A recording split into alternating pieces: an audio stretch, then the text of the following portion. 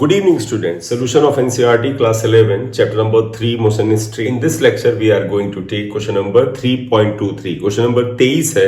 यहाँ से addition exercise start हो जाती है और एडिशन एक्सरसाइज के क्वेश्चंस जो होते हैं वो हल्का सा चैलेंजिंग होते हैं. तो आइए क्वेश्चन नंबर 23 स्टार्ट करते हैं.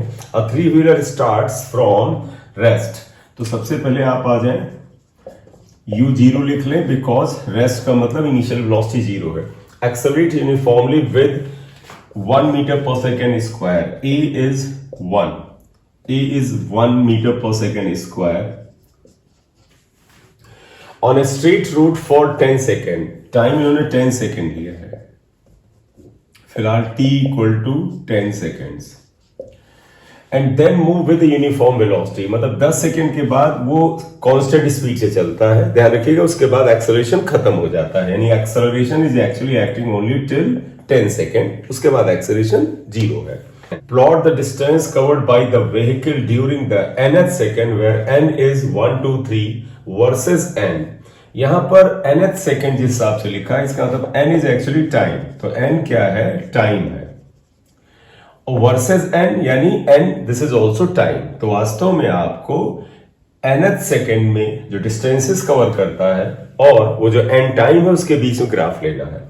तो सबसे पहले हम ये फॉर्मूला लाएं, distance covered in nth second.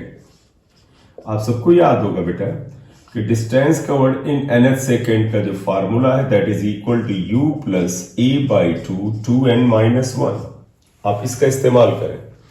अब इस इंफॉर्मेशन को अगर हम इस इक्वेशन पे इस्तेमाल करके ग्राफ प्लॉट करना चाहते हैं, क्योंकि प्लॉटिंग ऑफ द ग्राफ में देखिए you have to plot the graph distance covered in nth second versus n और n की वैल्यू 1 2 3 दी है. तो हमें s nth यानी ये जो s nth है nth सेकेंड में तय की गई दूरी है, इसकी कुछ वैल्यूज निकालनी पड़ेगी. u 0 दे रखा है तो आप यहां 0 रख लें. तो s nth इक्वल टू आ जाएगा a बाई 2 2n माइनस 1.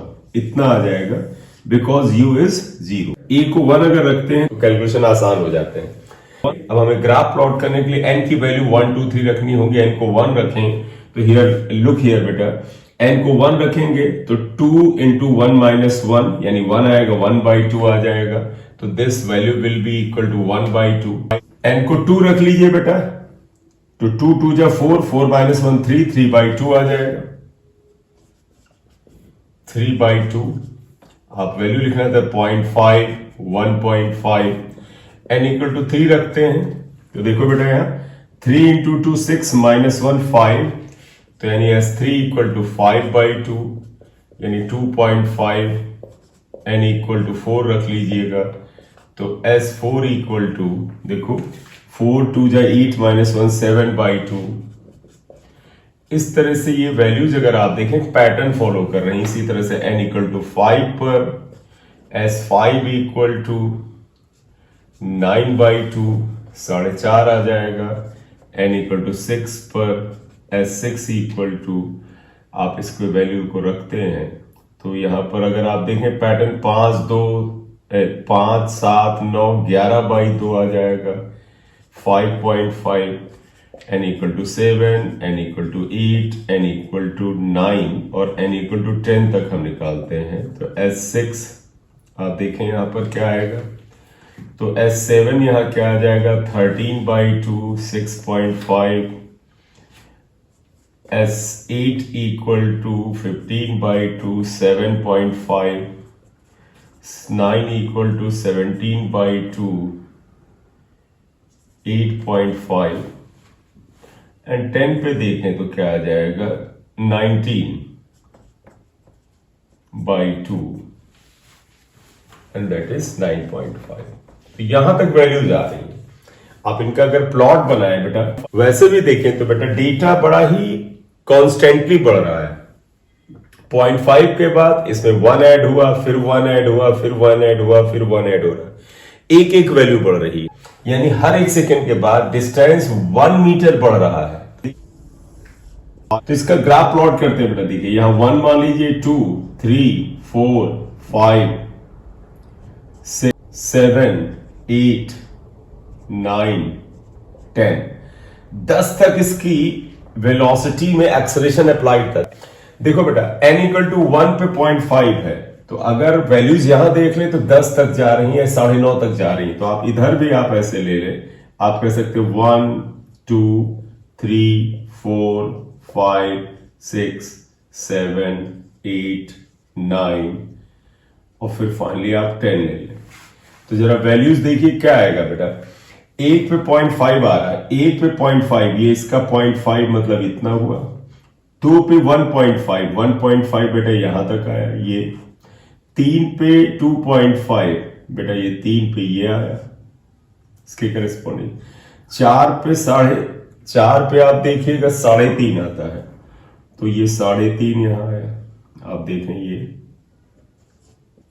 5 पे अगर आप देखिए तो 4.5 आ रहा है, आप उधर डेटा मिला सकते। 6 पे फिर जाएगा 5.5। अगर स्केल आप परफेक्ट लेंगे तो ग्राफ तो बिल्कुल साफ साफ स्ट्रेट लाइन दिख रहा है। 7 पे नेक्स्ट ये आया। 8 पे आप नेक्स्ट आइएगा 7.5 के बराबर। अगर स्केल बिल्कुल परफेक्ट लेंगे, हमारे ये डिवीजन बिल्कुल परफेक्ट नहीं है, तो ये बिल्कुल ही परफेक्ट आएगा। और 10 पे 9.5,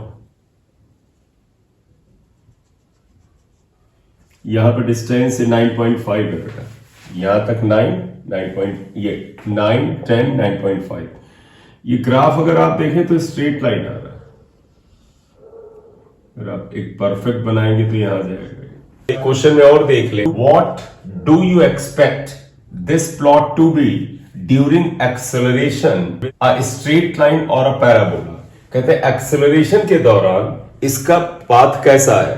तो आप देखिए 10 सेकंड तक ही पार्टिकल एक्सेलरेट हो रहा था, it's a path is a straight line. तो देयरफॉर क्या कर सकते हैं, t इक्वल टू 1 से लेके 10 सेकंड, t को आप n भी लिख सकते हैं क्योंकि n को इन्होंने t को n से डिनोट किया है। 10 second, path is straight line with constant slope, graph is a straight line. तो इसमें क्या आया बेटा, till which body was accelerated the graph is a straight line, graph straight line होगा। तो इस क्वेश्चन में इन्होंने एक तरह से डिस्टेंस कोड इन nth सेकंड और n मींस टाइम एक ग्राफ प्लॉट कराया है। और जिस लेवल के क्वेश्चन कंपटीशन में रहते हैं उसमें अब इस तरह के ग्राफ का कोई मतलब इतना ज्यादा है नहीं। तो ये क्वेश्चन कोई बड़ा बहुत इंपॉर्टेंट नहीं है, ये हमें ग्राफ को प्लॉट करने के बारे में थोड़ा सा क्लैरिटी दे देता है बस, और इसमें कुछ ज्यादा नहीं है। तो thank you for watching video. Next lecture में क्वेश्चन नंबर 3.24 को डिस्कस करेंगे। Thank you.